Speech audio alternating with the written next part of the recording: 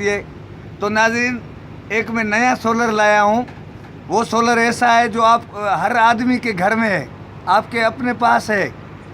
और जो आजकल वो सोलर है वो आपके घर में है, बस उसको खाना खिलाओ टाइट और उसको छत पे बिठाओ 3 घंटे, वो 3 पंखे 6 सेवर चला सकता है। वो सोलर ऐसा सोलर है, आप हर किसी के घर में है। वो सोलर ये है, मैं आपको दिखा सकता हूँ। ये देखिए 1 2 3 अभी ये चलेगा। ये देखें, ये चल गया, ये निकाल दिया। ये देखें, ये चल गया, ये निकाल दिया, ये चल गया। ये जो देख रहे हैं ना, ये सोलर है। आप सब किसी के घर में है। और इनको बाल नहीं लगवाएं, बाल लगवाएंगे फिर ये सोलर, ये गरीबों का सोलर है। इस सोलर में ये देखिए, ये निकाल दिया, ये लगा दिया। इस पे 6 पंखे 7 सेवर चल सकते हैं। आपका फ्रिज भी चल सकता है गर्मी में। अच्छा। तो ये देखिए, ये देखिए, ये देखिए, ये देखिए, खुद ये सो रहा है। ये देखिए चार्ज हो रहा है।